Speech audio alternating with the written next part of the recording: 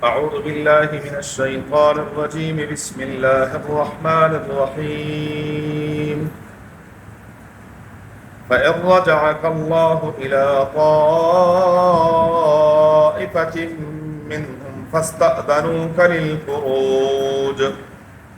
فاستأذنوك للخروج فقل لن تخرجوا معي أبدا ولن تقاتلوا معي عدوا إنكم رضيتم بالقعود أول مرة فاقعدوا مع الخالفين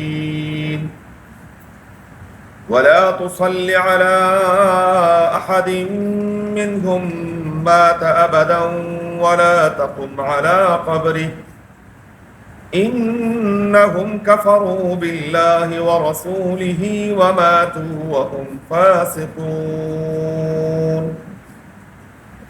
فَإِن رَجَعَكَ اللَّهُ بس اگر اللہ نے آپ صلی اللہ علیہ وآلہ وسلم کو لٹا دیا إِلَىٰ طَائِفَةٍ مِّنْهُمْ ان میں سے ایک گروہ کی طرف فَاسْتَأْذَنُوكَ لِلْخُرُوجِ بس وہ اجازت چاہیں گے آپ صلی اللہ علیہ وآلہ وسلم کے ساتھ نکلنے کے لیے فَقُلْ آپ صلی اللہ علیہ وسلم فرما دیجئے لن تخرجوا معي ابدا ہرگز تم مت نکلو میرے ساتھ کبھی بھی ولن تقاتلوا معي عدوا اور ہرگز تم مت لڑو میرے ساتھ دشمن کے ساتھ انکم رضیتم بالقعود بے شک تم راضی رہے بیٹھنے پر اول مرۃ پہلی مرتبہ فقعدوا بس بیٹھے رہو مع الخالفین پیچھے رہنے والوں کے ساتھ وَلَا تُصَلِّ عَلَىٰ أَحَدٍ مِّنْهُمْ مَاتَ أَبَدًا اور نہ نماز پڑھیے آپ صلی اللہ علیہ وسلم ان میں سے کسی ایک پر کبھی بھی جب بھی کوئی مر جائے وَلَا تَقُمْ عَلَىٰ قَبْرِهِ اور نہیں آپ صلی اللہ علیہ وسلم کسی کی قبر پر کھڑے ہوئیے إِنَّهُمْ كَفَرُوا بِاللَّهِ بے شک انہوں نے اللہ کا انکار کیا وَرَسُولِهِ اور اس کے رسول صلی اللہ علیہ وسلم کا وَمَاتُوا وَهُمْ فَاسِقُونَ اور وہ مرے اس حال میں کہ وہ اللہ کے نافرمان تھے فَإِن رَجَعَكَ اللَّهُ إِلَىٰ طَائِفَةٍ مِّنْهُمْ سورہ توبہ کی آیت نمبر 83 اور 84 ہیں گزشتہ آیات میں اللہ تبارک و تعالی نے منافقین کی اس حالت کا ذکر فرمایا کہ منافقین بڑے خوش تھے رسول اللہ مبارک کے غزوہ تبوک پر جانے پر کہ رسول اللہ مبارک چلے گئے اور ہم پیچھے رہ گئے ہیں اور ہماری گویا کہ جان بچ گئی اور یہ تو ایک بہت بڑے سپر پاور سے ٹکرائیں گے اور نعوذ باللہ دلوں میں انہوں نے خیالی دنیا یہ بنائی تھی کہ اب صحابہ کرام اور آپ صلی اللہ علیہ وسلم واپس نہیں آئیں گے رب العالمین وحدہ لا شریک نے فرمایا فَلْيَضْحَكُوا قَلِيلًا وَلْيَبْكُوا كَثِيرًا تم گرمی کی بات کرتے ہو جہنم کی گرمی اس سے کہیں زیادہ ہے اور تم بڑے خوش ہو رہے ہو ہنس رہے ہو یہ دنیا کی ہنسی چھوڑ دو بہت کم چاہیے کہ ہنسیں زیادہ انسان کو رونا چاہیے جو یہاں نہیں روتا وہ پھر ہمیشہ وہاں روئے گا جو یہاں رو لے گا وہاں کا رونا ختم ہو جائے گا جو یہاں کی گرمی برداشت نہیں کرے گا وہ ہمیشہ کے لیے جہنم کی گرمی برداشت کرے گا جو یہاں کی گرمی برداشت کر کے سردی برداشت کر کے اللہ کی اطاعت رسول اللہ مبارک کی اطاعت کرے گا تو وہاں کی ان تمام سختیوں سے بچ جائے گا اللہ ہم سب کو بچائے آمین رب العالمین فرماتے میرے محبوب صلی اللہ علیہ وسلم اگر آپ صلی اللہ علیہ وآلہ وسلم ان میں سے کسی ایک گروہ کی طرف واپس تشریف لائے تو یعنی آپ جب غزوہ تبوک سے واپس تشریف لے آئیں گے تو یہ کیا کریں گے فَاسْتَأْذَنُوكَ لِلْخُرُوجِ یہ آپ صلی اللہ علیہ وسلم سے آپ کہیں گے جی ہم نے آپ کے ساتھ جانا ہے جی ہم نے آپ کے ساتھ جانا ہے تو رب العالمین نے فرمایا میرے محبوب صلی اللہ علیہ وسلم یہ بدبخت قوم ہے ان کو اپنے ساتھ کبھی بھی نہ رکھیے اور آپ صاف الفاظ میں فرما دیں کہ لن تخرجوا معی ابدا میرے ساتھ کبھی بھی نہ نکلنا جب نکلنے کا موقع تھا جب ضرورت تھی سپر پاور کے ساتھ ٹکرانے کی اس وقت تم نے ہیلے بہانے بنائے تم پیچھے رہے، اب تم ہمیشہ ہمیشہ کے لیے پیچھے رہو گے، میرے ساتھ جہاد میں نہیں جاؤ۔ وَلَن تُقَاتِلُوا مَعِيَ عَدُوًّا، میرے ساتھ مل کر دشمن کے ساتھ کبھی بھی نہیں لڑو گے۔ تمہاری نحوست سے اللہ تعالیٰ اس پاکیزہ جماعت کو پاک کرنا چاہتے ہیں۔ اِنَّكُمْ رَضِيتُمْ بِالْقُعُودِ، تم راضی رہے پیچھے بیٹھنے پر کہ تم ذلیل اور خوار ہوئے ان معذورین کے ساتھ، بچوں اور عورتوں کے ساتھ بیٹھنے پر۔ فَاقْعُدُوا مَعَ الْخَالِفِينَ، ہمیشہ کے لیے اب بیٹھے رہو۔ تم کیا سمجھتے ہو کہ دین، اللہ کا دین، اللہ اور اس کے رسول صلی اللہ علیہ وسلم تمہارے محتاج ہیں؟ نہیں نہیں نہیں، کبھی بھی نہیں۔ اسی واقعے کے ابتدا میں اللہ نے عجیب جملہ فرمایا تھا، إِلَّا تَنْصُرُوهُ فَقَدْ نَصَرَهُ اللَّهُ، تم مدد نہیں کرو گے، تمہاری مدد کی ضرورت بھی نہیں ہے۔ اللہ نے اس وقت مدد کی تھی اذ اخرجہ الذین کفروا، جب رسول اللہ مبارک کو کافروں نے مکہ مکرمہ سے نکلنے پر مجبور کیا تھا۔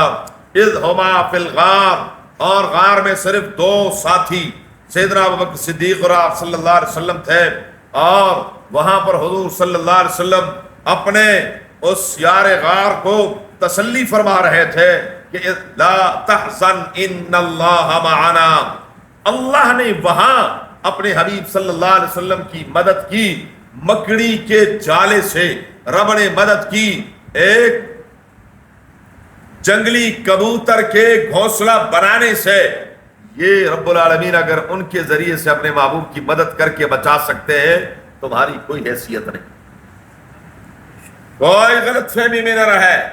یمنون علیک ان اسلموا قل لا تمنوا علی اسلامکم بل اللہ یمن علیکم ان ہداکم للایمان، تم اپنا اسلام جتلاتے ہو، رب فرماتے ہیں شکر کرو، رب نے تمہیں کلمہ نصیب کر دیا۔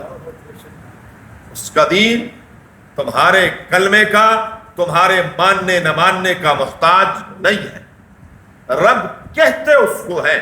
ترمذی شریف کی صحیح حدیث ہے، نبی کریم صلی اللہ علیہ وسلم فرماتے ہیں سارے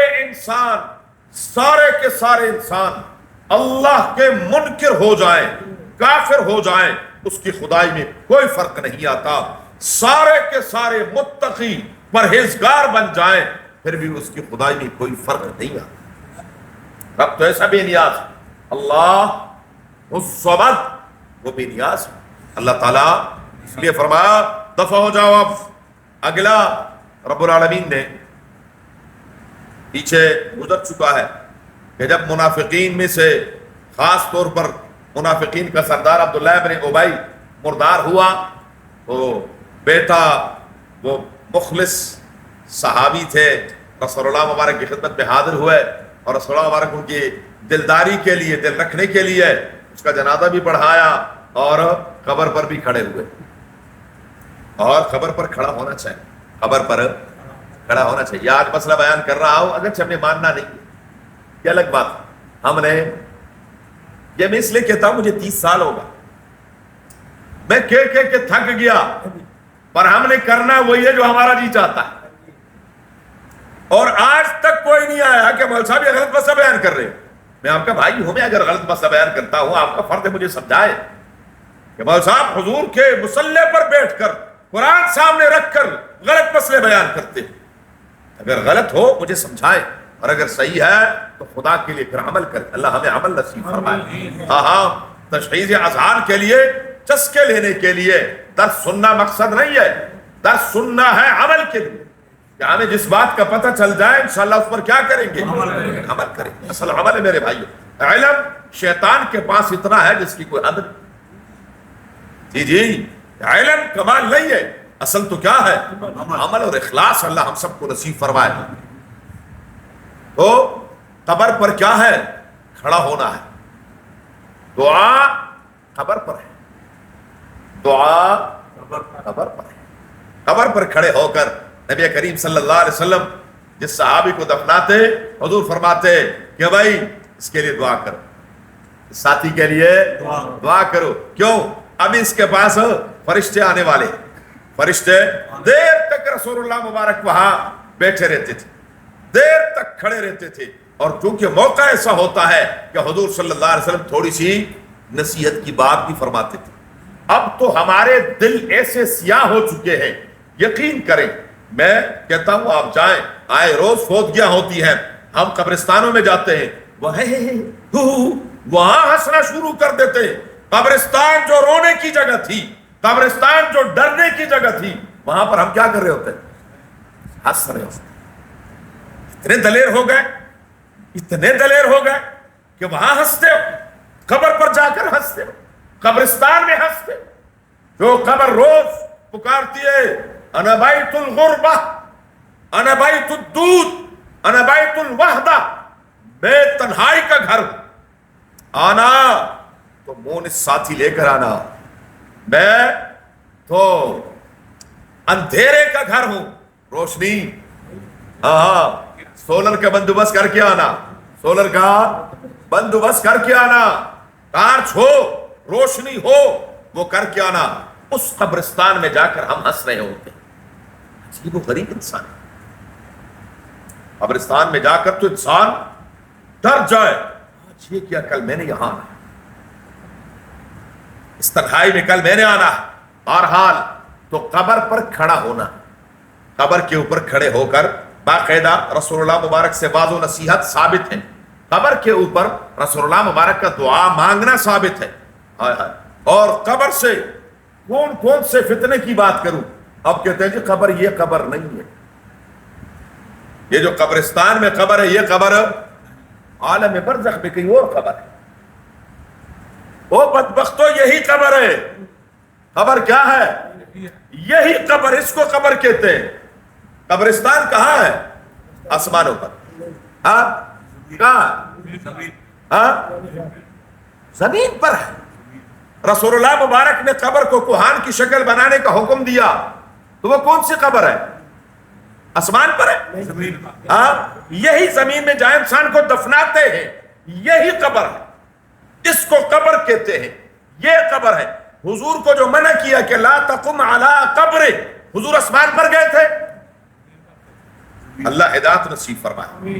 قوم کو عجیب و غریب فتنوں میں مبتلا کر رہے ہیں، یہ قبر نہیں ہے، وہ اس قبر میں عذاب نہیں ہوتا، تیرے باپ کے گھر ہوتا، اسی قبر میں عذاب ہوتا ہے، اسی قبر میں عذاب ہوتا ہے، اسی قبر میں عذاب ہوتا ہے جی، اور سزا اور جزا اسی قبر کے اندر ہوتا ہے۔ اسی قبر سے جنت کی طرف کھڑکی کھلتی ہے، اسی قبر میں جہنم کی طرف کھڑکی کھلتی ہے، اسی قبر میں حضور نے فرمایا تنیناً 70 اژدہا اللہ تعالیٰ مسلط کر دیتے ہیں ایک کافر کے اوپر، وہ یہی قبر ہے۔ کون سی؟ یہی قبر ہے۔ پھر کہتے ہیں جی روح تو یا اعلیٰ علیین میں چلی جاتی ہے اور یا اسفل السافلین میں چلی جاتی ہے، سجین میں چلی جاتی ہے، کوئی شک نہیں، کوئی شک نہیں ہے۔ نیکوکاروں کی ارواح کہاں چلی جاتی ہے؟ علیین میں، بدکاروں کی سجین میں چلی جاتی ہے۔ آپ لوگوں کی جیب میں موبائل ہے، کسی کی بھی جیب میں موبائل ہوگا، اس میں سگنل آ رہے ہیں؟ بولو، سگنل آ رہے ہیں؟ آ رہے ہیں؟ اچھا، کوئی تار لگی بھی ہے؟ بوسٹن کہاں؟ بولو، بوسٹن بہت دور ہے، سگنل آپ کے موبائل میں یہاں آ سکتے ہیں۔ کیا رب کریم نہیں کر سکتے کہ روح اعلیٰ علیین میں ہو، سگنل قبر میں آ رہے ہیں، روح سجین میں ہو اور سگنل کہاں ہے؟ یہ بدبخت ہے، اللہ ہدایت نصیب فرمائے۔ یہ میں عام مردوں کی بات کر رہا ہوں، انبیاء علیہ السلام کا معاملہ، انبیاء علیہ السلام کا معاملہ اس سے ہٹ کر ہے۔ انبیاء علیہ السلام کا معاملہ، انبیاء کی زندگی الگ ہے، انبیاء کا ہر معاملہ الگ ہے۔ جی رسول اللہ مبارک فرماتے ہیں، میں ایک دو باتیں صرف عرض کرتا ہوں۔ حضور نے فرمایا صلی اللہ علیہ وسلم، فرمایا میں جیسے سامنے دیکھتا ہوں پیچھے بھی دیکھتا ہوں، تم دیکھ سکتے ہو؟ باپ کسی کا نہیں دیکھ سکتا، کوئی دیکھ سکتا ہے؟ نہیں دیکھ سکتا۔ فرمایا تنام عینایا ولا ینام قلبی، تنام عینایا ولا ینام قلبی، میری آنکھیں سو جاتی، میرا دل نہیں سوتا. میرے اور آپ کا ہوتا ہم تو گدے گدے سب کچھ بیچ کے سو جاتے. حضور ایسے نہیں ہے. رسول اللہ مبارک کی آنکھیں بند ہوتی، دل اللہ کے ساتھ ہو ارزنیات میں لگا رہتا ہے، دل جاگ رہا ہوتا ہے. نبی کا ہر معاملہ الگ ہوتا ہے. نبی کا معاملہ، میں اور آپ پیدا ہوں، میں اور آپ پیدا ہو، میرے اور آپ کے گھر میں بچہ پیدا ہو، ہم کیا کرتے ہیں؟ ختنہ کرتے ہیں کہ نہیں کرتے؟ بولو. ہاں، حضور صلی اللہ علیہ وسلم کو اللہ نے ایسے پیدا کیا ختنہ کیے ہوئے، کسی خطرہ کرنے والے کی ضرورت نہیں پڑی. میں اور آپ 2 دن نہ نہائے، خدا کی قسم دور سے کوئی میل دور سے بھی سلام نہ کرے، ایسی بدبو آئے. حضور صلی اللہ علیہ وسلم کا جسد اطہر سے اللہ نے ایسی خوشبو پیدا کی ہے. آج بھی مدینہ منورہ میں نئی زمین کھودے تو زمین سے خوشبو آتی. جی یہ تجربے سے ثابت ہے، تجربے کی بات کر رہا ہوں. نبی کریم صلی اللہ علیہ وسلم کے پسینہ مبارک سے کیا آتی تھی؟ حضور جہاں سے گزرتے تھے صحابہ کرام آتے پوچھتے جی حضور خوشبو آتی تھی، ادھر گئے ادھر گئے، ادھر سے خوشبو آ رہی ادھر گئے، ادھر خوشبو آ رہی ادھر گئے. میری اور آپ کی ہے؟ آپ کسی کی بھی نہیں، کسی. اس لیے انبیاء کا میں آپ مر جائیں، میں آپ مرنا کہ نہیں مرنا؟ ہاں مرنا ہے. میری آپ کی بیوہ کسی سے شادی کرنا کر سکتی ہے کہ نہیں کر سکتی؟ بولو. کر سکتی ہے، اس کو اجازت ہے. پیغمبر کی ازواج مطہرات کے بارے میں رب نے فرمایا وَلَا تَنْكِحُوا أَزْوَاجَهُ مِن بَعْدِهِ أَبَدًا، کوئی ایسا ہے ہی نہیں جو ان موت کو غلط نظر سے دیکھ بھی سکے. نبی کا ہر معاملہ امت سے کیا ہے؟ بولو. ایسے حضور کا پردہ فرمانا بھی مختلف. جی جی ہمارے قاسم نانوتوی رحمہ اللہ تعالی رحمتاً واسعہ، اللہ ان کی قبر پر کروڑا رحمت نازل فرمائے. حضرت کی تحقیق یہ ہے، فرماتے ہیں عام انسانوں کی ارواح نکل جاتی ہے، حضور صلی اللہ علیہ وسلم کا پورے جسم سے اکٹھا کر کے دل میں اکٹھا کر. جی جی انبیاء علیہ السلام کی شان اور ہے، انبیاء کو اپنے اوپر قیاس. اور آخری بات عرض کر دوں، تم کہتے ہو پیغمبر قبر میں، پیغمبر کی تو شان ہی بڑی اونچی ہے. پیغمبر کی بولو بہت اونچی ہے. اللہ مجھے آپ سب کو مدینہ منورہ مکہ مکرمہ کی حاضری نصیب فرمائے، آمین کہیں. جب آپ مدینہ منورہ جائیں گے انشاءاللہ، وہاں آپ کو پرانی مسجد میں وہاں پر ایک ستون ملے گا، وہاں اس کے اوپر لکھا ہوگا استوانہ حنانہ، استوانہ حنانہ، اور رونے والا ستون. رونے والا ستون، یہ رونے والا ستون کون سا تھا؟ نبی کریم صلی اللہ علیہ وسلم مسجد نبوی میں کھجور کا ایک تنا تھا خشک، اس کے ساتھ یوں ٹیک لگا کر کھڑے ہو کر خطبہ دیا کرتے تھے. ایک مائی نے دیکھا، صحابیہ انصاریہ نے، انہوں نے کہا حضور میرا جی چاہتا ہے آپ کھڑے ہو کر خطبہ دیتے ہیں، آپ کے لیے ممبر بنواتی. یہ ممبر ایک عورت کی ابتدا ہے. جب اپنے غلام سے ممبر بنوایا، رسول اللہ مبارک جمعے کے دن آئے، سیڑھی پر پاؤں رکھا، پھر پاؤں رکھا، تشریف فرما ہو گئے. اتنے میں دیکھا صحابہ کرام کہتے ہیں ہم نے اپنے کانوں سے سنا، آنکھوں سے دیکھا، آواز اٹھنے لگی، اس خشک تنے سے رونے کی آواز شروع ہو گئی. حضور اترے، اس کو سینے سے لگایا اور اس کی ہچکیاں بند رکھی. جب بندہ بہت زیادہ رو لے تو پھر اس کو کیا ہے، جب آہستہ آہستہ آپ اس کو خاموش کرتے ہیں تو اس کی کیا ہو جاتی ہے، ہچکی باقاعدہ. تم تو اور کہتے ہو حضور جس خشک تنے کو ہاتھ لگا دیں وہ زندہ ہو جاتا ہے، حضور تو ہے ہی زندہ. رسول اللہ مبارک. اگلی بات، نبی کریم صلی اللہ علیہ وسلم کی قبر مبارک جنت ہے کہ نہیں ہے؟ بولو.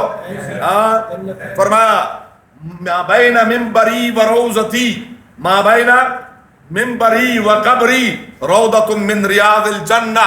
ریاض الجنہ وہاں ہے کہ نہیں ہے؟ بولو. حضور صلی اللہ علیہ وسلم نے خود فرمایا یہ میرے منبر اور میری قبر کے درمیان یہ جگہ کون سی ہے؟ اور جو جنت میں ہوں گے وہ مردے ہوں گے کہ زندہ ہوں گے؟ بولو. ہاں زندہ ہوں. جنت میں زندہ جائیں گے مردے جائیں گے؟ ہاں جنہوں نے مردے جانا اللہ ان کو مردے ہی رکھے، اللہ ان کو مردے رکھے. زندہ جانا ہے. جنت میں کون ہوں گے؟ اس لیے یہ مسئلے ولا تقم علی قبر. تو میں عرض کر رہا تھا قبر سے کون سی قبر مراد ہے؟ کون سی قبر؟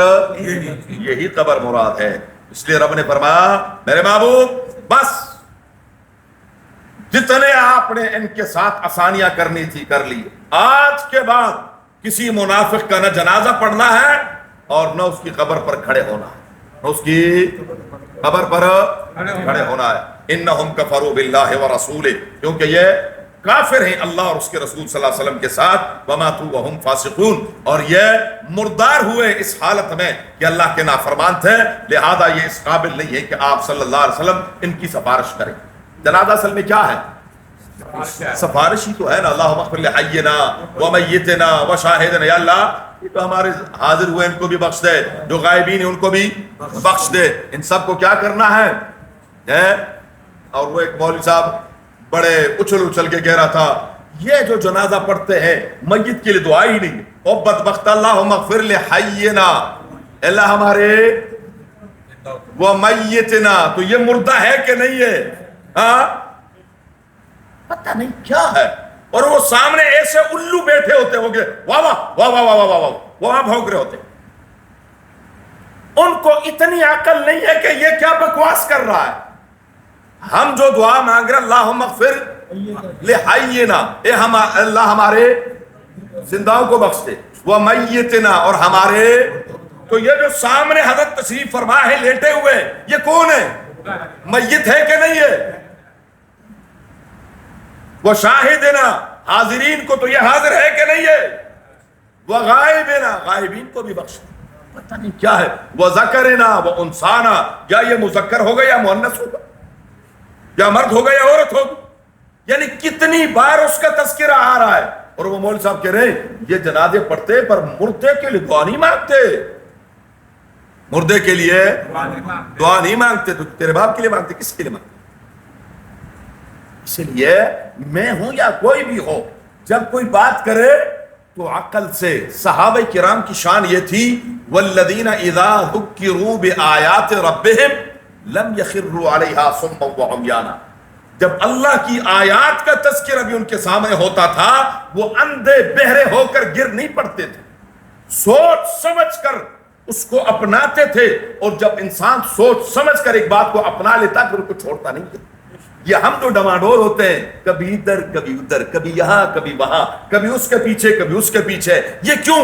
اس لیے کہ شک ہوتا ہے، ہمیں کچھ پتہ نہیں ہوتا.